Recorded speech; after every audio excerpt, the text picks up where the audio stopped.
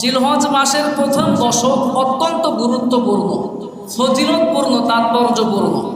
এই 10 দিনকে আমার আপনার প্রাণপ্রিয় নবী মুহাম্মদুর রাসূলুল্লাহ সাল্লাল্লাহু আলাইহি ওয়াসাল্লাম কাজে লাগিয়েছেন। এই 10 দিন কি কারণে গুরুত্বপূর্ণ আজকে আমরা কোরআন সুন্নাহ থেকে তুলে ধরার চেষ্টা করব, এবং এই 10 দিনে কি কি আমল করলে আমরা পরিপূর্ণ 10 দিনের তাৎপর্য আমরা পরিপূর্ণ হাসিল করতে পারি, সেই আমলগুলো আমরা জেনে নেওয়ার চেষ্টা করব ইনশাআল্লাহ। প্রথমে আমাদেরকে জানতে হবে যে এই জিলহজ মাসের প্রথম 10 দিন, প্রথম দশক কেন গুরুত্বপূর্ণ। তার এক নাম্বার কারণ হচ্ছে জিলহজ মাসের প্রথম দশকের ব্যাপারে স্বয়ং আল্লাহ পাক নিজে কসম করেছেন, সুবহানাল্লাহ। আচ্ছা বলেন তো, আল্লাহর কসম আর আমাদের কসম এটা কি সমান? জোরে বলেন সমান। আল্লাহ রাব্বুল আলামিন যেই ব্যাপারে কসম করেন ওটার সম্মান, ওটার মর্যাদা, তাৎপর্য অনেক অনেক গুণ বেশি হয়ে যায় নাকি কম হয়ে যায়? বেশি হয়ে যায়। আল্লাহ রাব্বুল আলামিন জিলহজ মাসের প্রথম দশকের ব্যাপারে কসম করে বলছেন ওয়াল ফাজর ওয়া লায়ালিন আশর। আল্লাহ রাব্বুল আলামিন বলছেন ফজরের কসম, ওয়া লায়ালিন আশর 10 রাতের কসম। এখানে 10 রাত বলতে রাইসুল মুফাসসিরিন আব্দুল্লাহ ইবনে আব্বাস রাদিয়াল্লাহু আনহু তিনি বলছেন যে এই 10 রাত বলতে রব্বুল আলামিন জিলহজ মাসের প্রথম দশকের রাতকে বলেছেন, বুঝিয়েছেন। প্রথম 10 দিন এবং 10 রাতের গুরুত্ব বেড়ে গিয়েছে, তার অন্যতম কারণ আমার আল্লাহ রব্বুল আলামিন জিলহজ মাসের প্রথম দশকের ব্যাপারে শপথ করেছেন, সুবহানাল্লাহ। আর 2 নম্বর কারণ হচ্ছে জিলহজ মাসের প্রথম দশককে আমার আপনার প্রাণপ্রিয় নবী মুহাম্মদুর রাসূলুল্লাহ সাল্লাল্লাহু আলাইহি ওয়াসাল্লাম বলেছেন বছরের 365 দিনের মধ্যে, খুচরা দিন সমূহের মধ্যে সবচাইতে গুরুত্বপূর্ণ ফজিলতপূর্ণ দিন হচ্ছে জিলহজ মাসের প্রথম 10 দিন, সুবহানাল্লাহ। নবী সাল্লাল্লাহু আলাইহি ওয়াসাল্লাম বলেছেন আফদালু আইয়ামিদ দুনিয়া আইয়ামুল আশর। পৃথিবীর মধ্যে যত দিন আছে সমস্ত দিন সমূহের মধ্যে সবচাইতে ফজিলতপূর্ণ দিন হচ্ছে জিলহজ মাসের প্রথম 10 দিন, সুবহানাল্লাহ। তার মানে প্রথমত আমরা জানলাম জিলহজ মাসের প্রথম দশকের গুরুত্ব কেন এত বেশি, কারণ আল্লাহ পাক শপথ করেছেন এই 10 দিন এবং রাতের ব্যাপারে। আর 2 নম্বরে আমরা জানলাম আমাদের প্রাণপ্রিয় নবী মুহাম্মদুর রাসূলুল্লাহ, আমরা সকলেই পড়ছি সাল্লাল্লাহু আলাইহি ওয়াসাল্লাম, তিনি বলছেন জিলহজ মাসের প্রথম দশক 365 দিনের মধ্যে সবচাইতে ফজিলতপূর্ণ দিন, সুবহানাল্লাহ। আর নাম্বার 3 হচ্ছে বিশ্বনবী সাল্লাল্লাহু আলাইহি ওয়াসাল্লাম বলেছেন আল্লাহ রাব্বুল আলামিনের কোনো বান্দা যদি এই জিলহজ মাসের প্রথম দশকে আমল করতে পারে, আল্লাহ রাব্বুল আলামিন ওই বান্দার আমলনামায় জিহাদ করার চাইতেও বেশি সওয়াব দান করবেন, পড়ি সুবহানাল্লাহ। আবু দাউদের বর্ণনা, তিরমিজির বর্ণনা, বিশ্বনবী সাল্লাল্লাহু আলাইহি ওয়াসাল্লামের একজন প্রখ্যাত সাহাবী আন ইবনে আব্বাস রাদিয়াল্লাহু আনহু قال رسول الله صلى الله عليه وسلم। বিশ্বনবীর প্রখ্যাত সাহাবী আব্দুল্লাহ ইবনে আব্বাস রাদিয়াল্লাহু আনহু হাদিসটি বর্ণনা করেছেন। বিশ্বনবী সাল্লাল্লাহু আলাইহি ওয়াসাল্লাম বলেছেন মা মিন আইয়ামিন আল আমালুস সালিহু ফিহা আহাব্বু ইলাল্লাহ মিন হাযিহিল আইয়াম। বিশ্বনবী সাল্লাল্লাহু আলাইহি ওয়াসাল্লাম বলেছেন এই দুনিয়ার মধ্যে যে দিনগুলোর মধ্যে যেই দিনগুলো আল্লাহর কাছে সবচাইতে বেশি প্রিয়, যেই দিনগুলোতে ইবাদত করলে আল্লাহ সবচাইতে বেশি খুশি হয়, ওই দিন সমূহ হচ্ছে জিলহজ মাসের প্রথম দিন, সুবহানাল্লাহ। এই কথা শোনার পরে বিশ্বনবীর সাহাবী কয়েকজন মিলে নবীজিকে প্রশ্ন করলেন, ওগো আল্লাহর নবী, ওয়ালাল জিহাদু ফি সাবিলিল্লাহ, আল্লাহর রাস্তায় জিহাদ করার চাইতেও কি বেশি উত্তম নাকি? বিশ্বনবী সাল্লাল্লাহু আলাইহি ওয়াসাল্লাম বললেন ওয়ালাল জিহাদু ফি সাবিলিল্লাহ, অবশ্যই আল্লাহর রাস্তায় জিহাদ করার চাইতেও জিলহজ মাসের প্রথম দশকের নেক আমল আল্লাহর কাছে অধিক প্রিয়। তবে একটি কথা আছে, আল্লাহ রাব্বুল আলামিনের প্রিয় হাবিব বললেন যেই ব্যক্তি তার জান এবং মাল নিয়ে আল্লাহর রাস্তায় বের হয়েছে, ফালাম ইয়ারজি মিন যালিকা বিশাইইন, এবং আল্লাহর রাস্তায় জিহাদ করতে বের হওয়ার পরে সে আর ফিরে আসে নাই, অর্থাৎ সে শহীদ হয়ে গিয়েছে। আর শহীদের মর্যাদা আমরা অনেকেই জানি। কিয়ামতের কঠিন বিভীষিকাময় দিনে বিনা হিসাবে বিনা বিচারে যিনি শহীদ ব্যক্তিদেরকে জান্নাত দান করবেন, আওয়াজ দিয়ে সকলকেই বলতে হবে তিনি কে? আল্লাহ রাব্বুল আলামিন বলছেন, কিয়ামতের কঠিন বিভীষিকাময় দিনে বিশ্বনবী সাল্লাল্লাহু আলাইহি ওয়াসাল্লাম বলেন, যারা শহীদ হবে তাদের কোনো বিচার হবে না, তাদের কোনো হিসাব হবে না, বিনা হিসাবে বিনা বিচারে জান্নাত দেওয়া হবে।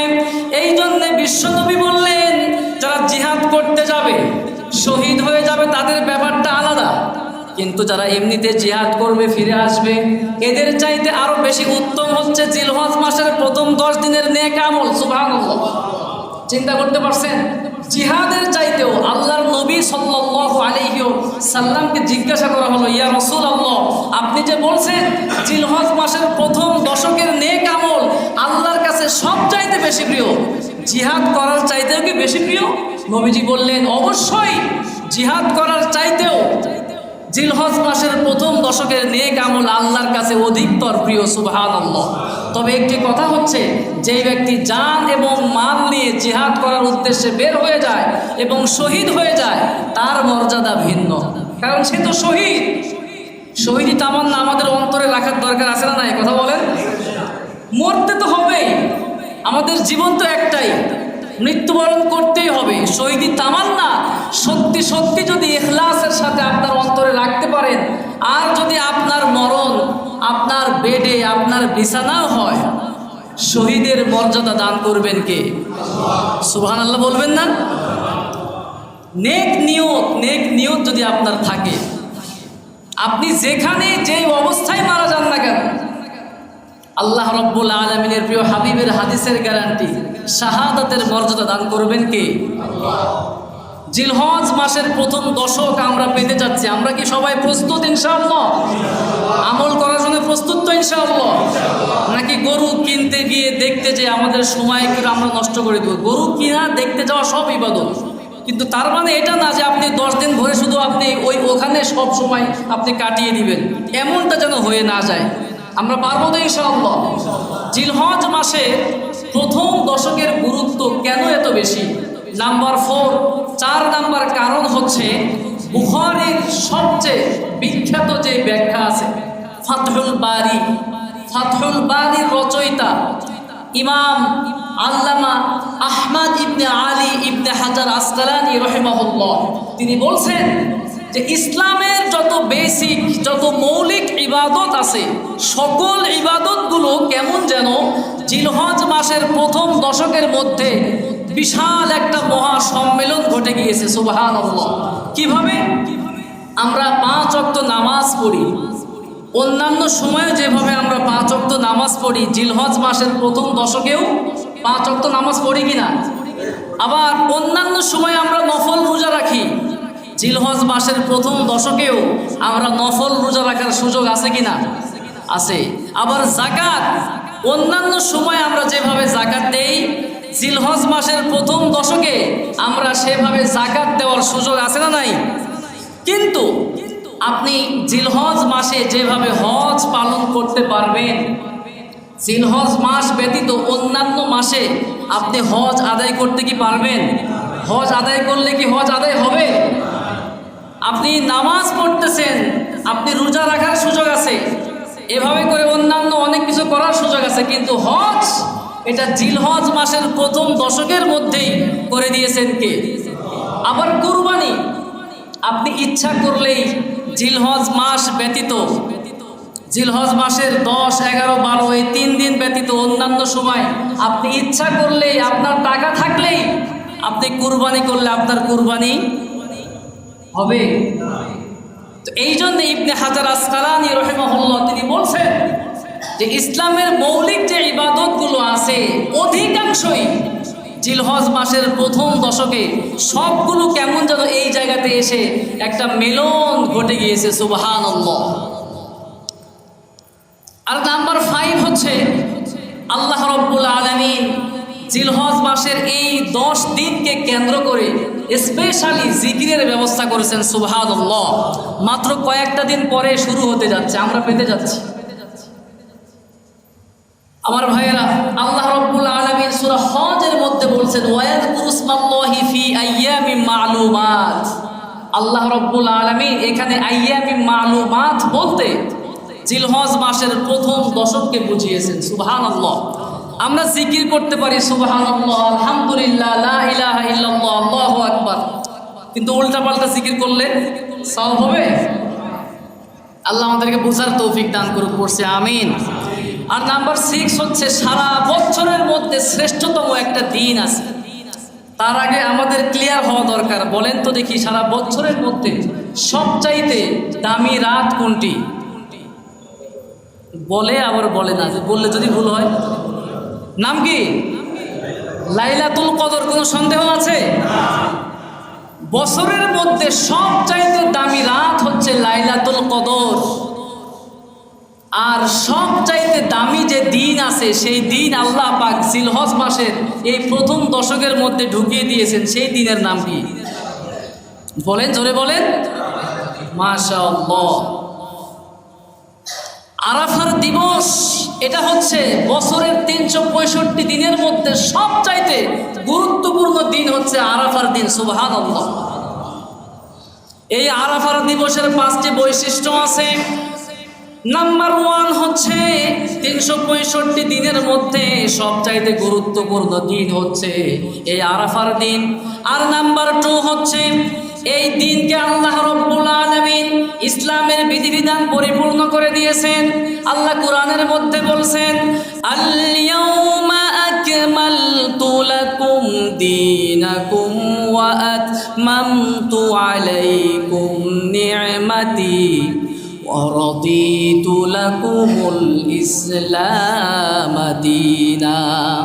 আল্লাহ রাব্বুল আলামিন এই দিনেই, এই আরাফাতের দিনে ইসলামের বিধানকে পরিপূর্ণ করে দিয়েছেন।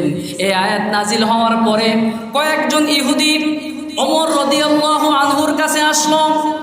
ওমর রাদিয়াল্লাহু আনহুর কাছে এসে বলতেছেন, ওগো ওমর, তোমাদের কোরআনের মধ্যে এমন একটি আয়াত আছে, এই আয়াত যদি আমাদেরকে কেন্দ্র করে আল্লাহ রাব্বুল আলামিন নাজিল করতেন তাহলে ওই আয়াতকে কেন্দ্র করে আমরা ওই দিনটাকে ঈদের দিন হিসেবে পালন করতাম। এই কথা শোনার পরে ওমর রাদিয়াল্লাহু আনহু তিনি তার কাছে জানতে চাইলেন, আচ্ছা তোমরা যে আমাকে বলতেছো কোন আয়াত, সেই আয়াতটা বলো। তখন সেই আয়াতের কথা বলতে গিয়ে ইহুদিরা বলতেছে আল ইয়াউমা আকমালতু লাকুম দীনাকুম ওয়া আতমামতু আলাইকুম নি'মাতি ওয়া রাদিতু লাকুমুল ইসলাম দীনা। এই আয়াত যদি মুসলমানদেরকে উদ্দেশ্য করে না করে যদি ইহুদিদেরকে উদ্দেশ্য করে নাজিল হতো তাহলে আমরা ওই দিনকে ঈদের দিন হিসেবে পালন করতাম। তখন ওমর রাদিয়াল্লাহু আনহু জবাব দিয়ে বলছেন, তোমরা শুনে রাখো, যেই দিনে আল্লাহ রাব্বুল আলামিন এই আয়াত নাজিল করেছেন সেই দিন ছিল আরাফার দিন। সুবহানাল্লাহ। এবং সেই দিনটি ছিল শুক্রবারের দিন। আর এমনিতেই শুক্রবারের দিন হচ্ছে মুসলমানদের সাপ্তাহিক ঈদের দিন। সুবহানাল্লাহ। সুতরাং নতুন করে করার দরকার নাই, এমনিতেই সাপ্তাহিক ঈদের দিন মুসলমানদের জন্য এই শুক্রবারের দিন। সুবহানাল্লাহ। আবার আরাফার দিবসের 3 নাম্বার বৈশিষ্ট্য হলো বিশ্বনবী সাল্লাল্লাহু আলাইহি ওয়াসাল্লাম বলেছেন, যে ব্যক্তি আরাফার দিবসে একটি মাত্র রোজা রাখতে পারবে তার জীবনের 2 বছরের গুনাহকে যিনি মাফ করে দিবেন তিনি কে? মুসলিমের বর্ণনায় নবীজি বললেন, সিয়ামু ইয়াউমি আরাফাতা আহতাসিবু আলাল্লাহ আন ইউকাফিরা সানাতাল্লাতী ক্বাবলা ওয়াস সানাতাল্লাতী বাদাহু।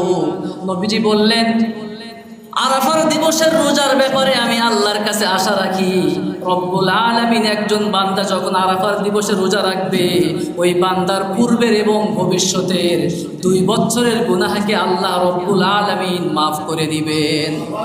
একটি মাত্র রোজা। কয়টি রোজা? একটি রোজা যদি আপনি রাখতে পারেন আপনার অতীতের জীবনের 1 বছরের গুনাহ মাফ। আপনার ভবিষ্যৎ জীবনে যে গুনাহ আপনি করবেন ভবিষ্যৎ 1 বছরে, অতীত ভবিষ্যৎ 2 বছরের গুনাহ যিনি মাফ করে দিবেন তিনি কে? আরাফার দিবসের 4 নাম্বার বৈশিষ্ট্য হচ্ছে এই দিনে আল্লাহ রাব্বুল আলামিন এত সংখ্যক গুনাহগার বান্দাকে জাহান্নাম থেকে মুক্ত করে দেন। বছরের অন্যান্য কোনো দিনে এত সংখ্যক গুনাহগার বান্দাকে রব্বুল আলামিন জাহান্নাম থেকে মুক্ত করেন না। সুবহানাল্লাহ।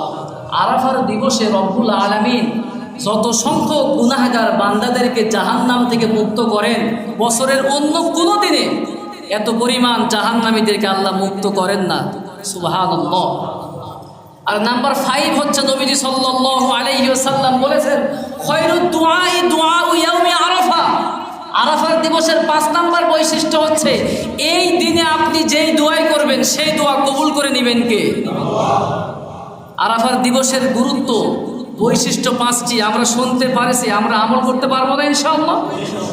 আমরা বলতেছিলাম জিলহজ মাসের প্রথম দশকের গুরুত্ব কেন এত বেশি। আমরা 6টি পয়েন্ট আমরা শুনেছি। 7 নম্বর পয়েন্ট হচ্ছে এই জিলহজ মাসের প্রথম দশকে যারা সামর্থ্যবান আছি হজ আদায় করতে হবে, দেরি করলে চলবে না। আমরা ইতিপূর্বেও হজের বিস্তারিত আলোচনা শুনেছি। একজন মানুষের শুধু টাকা থাকলেই সে সামর্থ্যবান নয়। হজ হচ্ছে আর্থিক এবং শারীরিক ইবাদত। হজ কি? আর্থিক এবং শারীরিক ইবাদত। আপনার শরীরে কোনো জোর নাই, প্রত্যেকটা হাড় আপনার অকেজো হওয়ার মতো, আপনি ঠিক মতো হেঁটে মসজিদে আসতে পারেন না, আপনি গেছেন হজে, আপনার যাওয়ার আশা হবে। বাকিটা আমি আর বললাম না, আল্লাহর উপর ছেড়ে দিলাম। কারণ আল্লাহ রাব্বুল আলামিন করে দিয়েছেন শারীরিক এবং আর্থিক। এই যে আমরা নামাজ পড়তে আসছি, এটা কি আমাদের আর্থিক ইবাদত নাকি শারীরিক? যাকাত এটা কি আপনার শারীরিক নাকি আর্থিক? কিন্তু হজ এটা শারীরিক প্লাস আর্থিক দুইটাই লাগবে। আপনার শক্তি আছে, টাকা নাই, আপনার উপর হজ ফরজ না। আপনার টাকা আছে কিন্তু আপনি শেষ, আপনার যাওয়া আসা হবে, আপনার হেল্পার লাগবে কিন্তু আপনার হজ আদায় হবে না। সুতরাং যখন আপনার কাছে টাকা আছে, আমি এর আগেও বলছি, যখন ফরজ হয়েছে আপনি তখনই চলে যান।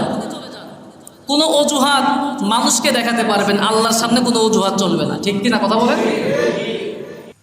আর নাম্বার 8 হচ্ছে এই জিলহজ মাসের 10 তারিখে যারা সামর্থ্যবান আল্লাহ রাব্বুল আলামিন তাদেরকে কুরবানি করার জন্য বলেছেন। আল্লাহ রাব্বুল আলামিন আমাদের সকলকে তৌফিক দান করছে, আমিন।